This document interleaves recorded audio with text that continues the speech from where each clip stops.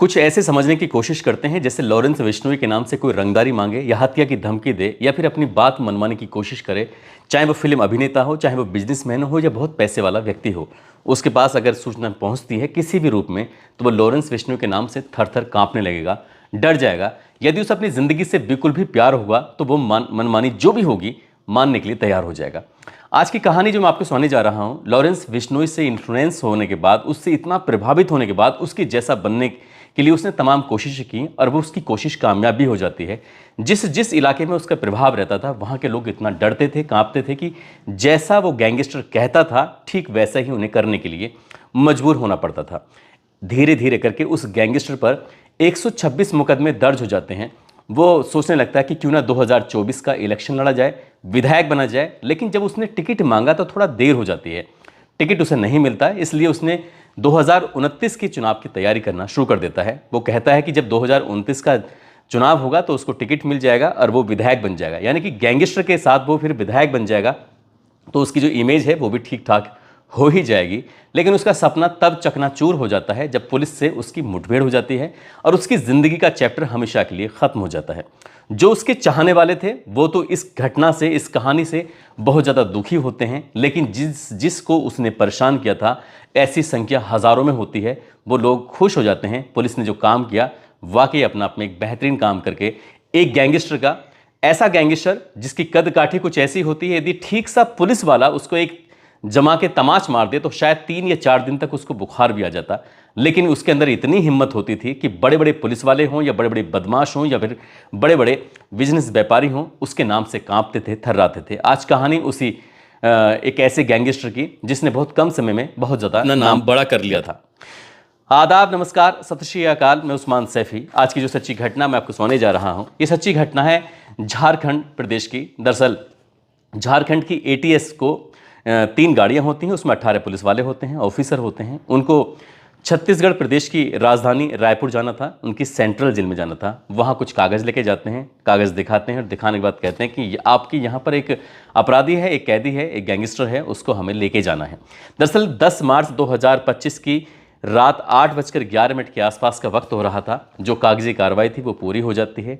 3 गाड़ियों में 18 पुलिस वाले होते हैं, उसको बीच वाली गाड़ी में बिठाते हैं और लगभग 621 किलोमीटर दूर, यहाँ से दूर यानी कि रांची जाना था। रांची की एक होटवार जेल होती है, उसमें उसको शिफ्ट करना था, पूछताछ वगैरह करनी थी, कोर्ट में उसकी पेशी वगैरह होनी थी। अब यहाँ से जब तैयारी चलती है तो चलने के बाद इन्हें लगभग अगला जो सफ़र था 11 घंटे 56 मिनट ये दूरी तय करनी थी, 621 किलोमीटर के आसपास गाड़ी चल रही है। रात भर ये सफ़र करते हैं।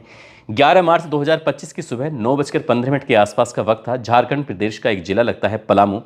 पलामू से अभी रांची लगभग 189 किलोमीटर दूर था और जैसे ये चैनपुर थाना और रामगढ़ की सीमा में पहुंचते हैं, उसके बॉर्डर पर पहुंचते हैं, तो इस जगह लगती है अंधारी डोढ़ा का जंगल। यहाँ एक मोड़ होता है। मोड़ पे जैसे ही तीनों गाड़ियाँ पुलिस वालों की, जो जिसमें ATS के ऑफिसर होते हैं, ये मोड़ पर जैसे ही गाड़ी मुड़ती है तो अचानक ही एक बम फटता है और बम जब फटता है तो पुलिस वालों की गाड़ी बिल्कुल बाल बाल बसती है। यानी कि उसमें कोई हताहत नहीं होती, लेकिन पुलिस वाले सहम जाते हैं, डर जाते हैं, सोचने पर मजबूर हो जाते हैं कि आखिरकार ये अचानक से हुआ क्या है। इसी बीच में 6 या 7 ऐसे लोग होते हैं जिनके हाथों में आधुनिक हथियार होते हैं और लगातार गोलियां चलना शुरू हो जाती हैं। जब हवाई फायरिंग वगैरह चल रही थी तो पुलिस वालों को एक निर्देश दिए जाते हैं, बताया जाता है कि गाड़ी रोक ली जाए और इसके अंदर जो एक व्यक्ति बैठा हुआ है, यानी कि बदमाश एक गैंगस्टर बैठा हुआ है, उसको हमारे हवाले कर दीजिए। जैसी बात हवाले करने की आती है, फिर से गोलीबारी शुरू हो जाती है और एक गोली एक पुलिस वाले की जांग पर जाकर लग जाती है। और उस जो पुलिस वाले का जो नाम होता है वो राकेश कुमार होता है। और जैसे उसको गोली लगती है तो उसके हाथ में जो इंसास राइफल थी वो छूट जाती है और वो राइफल हाथ लग जाती है उस बदमाश की, जिसका नाम होता है अमन साहू। अमन साहू ने उस राइफल को लिया और यानी कि इंसास राइफल को लेने के बाद उस गाड़ी से आराम से निकल जाता है और निकलने के बाद भागने लगता है। पुलिस पर वो लगातार गोलियां चलाना शुरू कर देता है। अब ऐसी स्थिति में कि 18 पुलिस वाले ऑफिसर होते हैं, एक बदमाश तो ये अपने पुलिस की राइफल छीनने के बाद वहाँ से भाग रहा है, 5-6 उसके जो साथी बदमाश होते हैं वो भी उसको कवर अप कर रहे थे, गोलियां चला रहे थे। इसी बीच में ATS की टीम ने कुछ ऐसा काम किया जिसकी किसी को उम्मीद नहीं थी। दरअसल इसमें एनकाउंटर स्पेशलिस्ट साथ में ही बैठे हुए थे। नाम ATS जो DSP होते हैं, नाम उनका प्रमोद कुमार सिंह उर्फ PK के नाम से मशहूर होते हैं।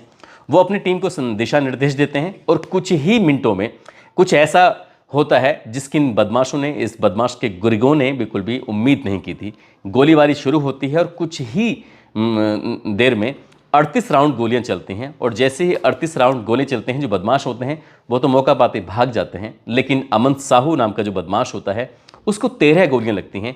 13 गोली में 12 गोली ऐसी होती हैं जो उसके शरीर को भेद कर आर पार हो जाती हैं, और एक गोली ऐसी होती है जो सीने में जाकर अटक जाती है। अब यहाँ से उच्च अधिकारियों को सूचना दी जाती है और कहा जाता है कि यहाँ पर पुलिस की और बदमाशों की मुठभेड़ हो गई है, और जिस बदमाश को वो लेके आ रहे थे इस रायपुर की सेंट्रल जेल से लेके आ रहे थे, जिसको रांची के होटवार जेल में लेके जाना था, दरअसल उससे मुठभेड़ हो गई है और उसको गोली लगी है। अब यहाँ से पलामू के MMCH में उसे लेके जाते हैं। उसको तो डॉक्टर मृत घोषित कर देते हैं बदमाश को, लेकिन जो पुलिस वाला होता है उसका इलाज शुरू हो जाता है। आखिरकार एक ऐसे व्यक्ति के बारे में जब सोशल मीडिया पर खबर चलती है कि अमन साहू अब इस दुनिया में नहीं रहा, पुलिस की मुठभेड़ में वो मारा जा चुका है, तो यहाँ से अब हर व्यक्ति ने इसके बारे में जानने की कोशिश की। ऐसा कोई अखबार नहीं था, ऐसा कोई टेलीविज़न नहीं था, ऐसा कोई न्यूज़ चैनल नहीं था, ऐसा कोई मोबाइल नहीं था जहां अमन साहू के बारे में खबर चल रही हो और अमन साहू के बारे में लोग जानने की कोशिश ना कर रहे हों कि आखिरकार ये था कौन, जिसकी उम्र 29 साल 8 महीने के आसपास होती है और उसकी ज़िंदगी का चैप्टर हमेशा के लिए ख़त्म हो जाता है। दरअसल झारखंड की राजधानी रांची से 38 किलोमीटर दूर एक जगह लगती है बुढ़मू, और बुढ़मू से एक कुछ ही दूरी पर एक गांव लगता है जिसका नाम होता है मतवे। दरअसल मतवे का रहने वाला एक व्यक्ति जिसका नाम निरंजन साहू, जो कि पतरातू में एक दुकान चलाता था। उसके 2 बेटे होते हैं, एक बेटे का नाम अमन साहू उर्फ अमन साहब और दूसरे का नाम होता है आकाश कुमार। दरअसल ये जो इसका बड़ा बेटा होता है अमन, इसने साल 2008 में पतरातू में एक मोबाइल की दुकान खोली थी, और मोबाइल की दुकान जब इसने खोली थी तो शुरुआत से ही उसका मिजाज कुछ रंगबाजी जैसा होता है। वो डरना तो किसी से था ही नहीं, लेकिन कुछ अलग ही स्टाइल में रहना, जैसे एक तरह से बदमाश वगैरह होते हैं, तो बदमाशों से बड़ा इन्फ्लुएंस होता था, उनसे बड़ा प्रभावित होता था। और उसकी दुकान पर अगर कोई आता था तो किसी से न डरना न खौफ खाना, कुछ नहीं। ऐसे ही वक्त आगे बढ़ता है। साल 2012 में पंजाब टेक्निकल यूनिवर्सिटी में वो एडमिशन लेता है, वहाँ पर ही कंप्यूटर में एक डिप्लोमा करता है।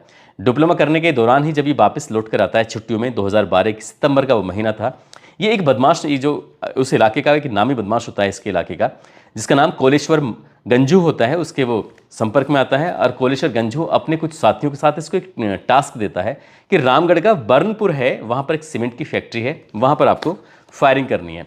अब यहाँ से टीम जाती है, फायरिंग करती है, और उसके बाद पूरे इलाके में इस बात को लेकर दहशत फैल जाती है। ये बात साल 2012 की बात है। पुलिस इन जो भी अपराधी थे इनको पकड़ लेती, गिरफ्तार कर लेती है, और इसी अपराध में ये लड़का होता है, इसका नाम अमन साहू उर्फ अमन साहब जो होता है, इसको गिरफ्तार किया जाता है और 8 महीने के आसपास ये जेल में रहता है।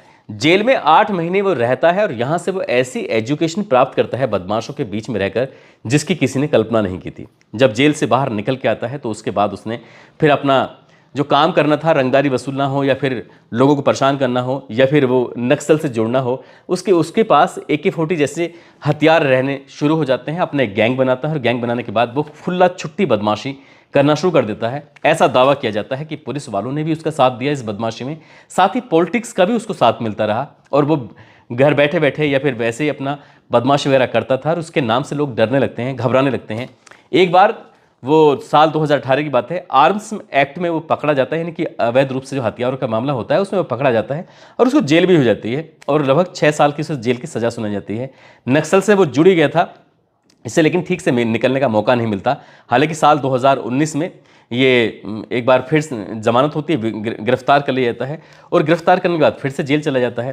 तो ऐसे करता करता इसके बारे में कुछ ऐसा होता है कि ये जेल में जरूर जाता था, लेकिन जेल में जाने के बाद भी इसकी जेल के अंदर से ही बदमाशी चलती थी। जैसे लॉरेंस विश्नोई की बदमाशी जेल में रहकर ही चल रही है, उसके नाम से कितने ऐसे उसके गुर्गे हैं जो कुछ भी करने को तैयार हो जाते थे। ऐसे ही अमन साहू को लेकर भी उसके गुर्गे कुछ भी करने को, किसी को भी मारने के लिए, किसी को धमकाने के लिए, किसी से भी पैसे वसूलने के लिए तैयार हो जाते थे। और इसका लगातार धीरे धीरे करके कद इसका बढ़ता चला जाता है जेल के अंदर रहते हुए, और उसको सारी सुख सुविधाएं उसको सब कुछ मुहैया हो रही थी। अगर हम इसके बारे में कुछ बात करें, जैसे 29 अक्टूबर 2021 को एक रांची की जेल में ही जाता है, उसके बाद 4 साल में उसको 10 अलग अलग जेलों में उसको बंद किया गया, लेकिन किसी भी जेल में उसका रुतबा कम नहीं हो रहा था। चाहे रांची की हो, चाहे पाकुड़ की जेल हो, या फिर गिरिडीह की हो, सिमडेगा की हो, पलामू हो, दुमका हो, चाईबासा हो, पलामू हो, गिरिडीह हो, चाईबासा रायपुर। दरअसल 13 अक्टूबर 2024 को ये रायपुर की जेल, सेंट्रल जेल में चला जाता है। इस तरह से 4 साल में इसे 10 जेलों में बदला गया, रखा गया। इसका धीरे धीरे करके कद इसका लगातार बढ़ रहा था और इसके जो संबंध थे कुछ ऐसे लोगों से हो जाते हैं जिनके नाम सुनने के बाद अच्छे अच्छे लोगों की हालत खराब हो सकती है, जिसमें लॉरेंस विश्नोई हो, हरिशंकर तिवारी हो, रईस खान हो, पपला गुज्जर हो, नयन थापा हो, मैंक सिंह हो, भक्ता मंडल हो, महाराणा यादव, अनमोल बिश्नोई, राजू थापा, कमल थापा, अयूब खान, गौरव यादव, सिंटू यादव, ऐसे बड़े बड़े गैंगस्टरों से, बदमाशों से इसके कॉन्टैक्ट बन जाते हैं, उनके लिए काम करना भी शुरू कर देता है। और इसका एक अपना एक अपराध क्षेत्र होता है। इसका जो अपराध क्षेत्र होता है लातेहार, हजारीबाग, रामगढ़, चतरा, पलामू, धनबाद, छत्तीसगढ़, पश्चिम बंगाल, ऐसी जगहों पर इसका एक सिक्का चलने लगता है। इसके नाम से जो इसके गुर्गे होते हैं, इसके चेले चपाटे होते हैं, इसके लिए काम करना शुरू कर देते हैं।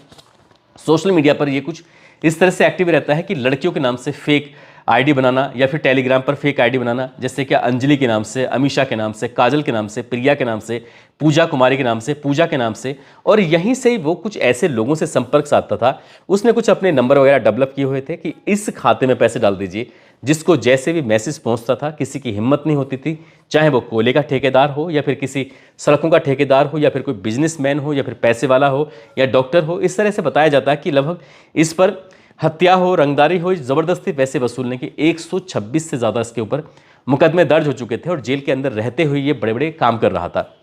लेकिन एक दिन की बात है कि जब साल 2024 में जब विधानसभा का चुनाव नज़दीक आता है तो इसके गुर्गों ने कहा कि अमन साहब, अगर आप चाहो तो विधायक बन सकते हो, इलेक्शन लड़ सकते हो, और ये जो आप पर जैसे गैंगस्टर होते हैं उस तरह से आपकी जो एक इमेज है, छवि है, वो बदमाशों वाली है। यदि आप सफ़ेद पोस्ट पहन लेते हैं, नेता बन जाते हैं, तो जाहिर सी बात है सारे के सारे अपराध आपसे हट सकते हैं, ख़त्म हो सकते हैं और फिर लोग समाज में आपकी इज्जत भी होगी, रेस्पेक्ट भी बन जाएगी। ऐसे ही उसने सोचा, टिकट लेने के लिए जाता है। ये झारखंड विधानसभा का बड़का गांव सीट होती है, लेकिन उसको ऐन वक्त पर पहुंचता है तो इसलिए टिकट नहीं मिलता। लेकिन इसने फैसला कर लिया था कि साल 2029 का जो विधानसभा चुनाव होगा उसमें वो चुनाव जरूर लड़ेगा। और इसलिए जब किसी को फ़ोन करता था, बातचीत करता था, तो उससे कहता था कि वो भावी विधायक बात कर रहा है।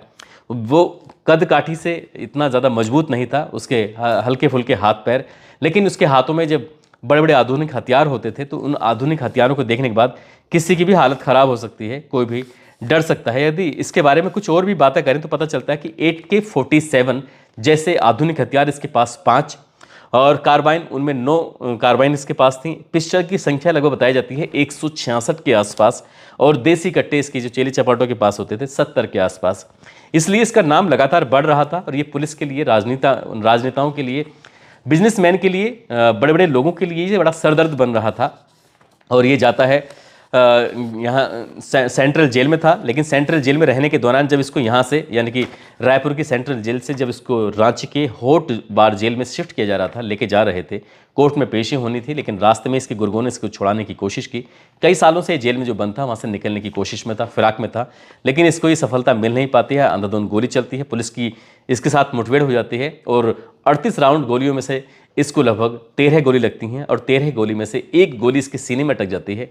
12 गोली ऐसी होती हैं जो इसकी सीने को, इसके शरीर को भेद कर आर पार हो जाती हैं और इसकी ज़िंदगी का चैप्टर हमेशा हमेशा के लिए ख़त्म हो जाता है। इसका चैप्टर ख़त्म होता है और हज़ारों की संख्या में कई इलाकों के, कई जगहों के, कई प्रदेशों के लोग राहत की सांस लेते हैं, क्योंकि अमन साहू के नाम से अब कोई शायद रंगदारी या फिर कोई वसूली नहीं करेगा।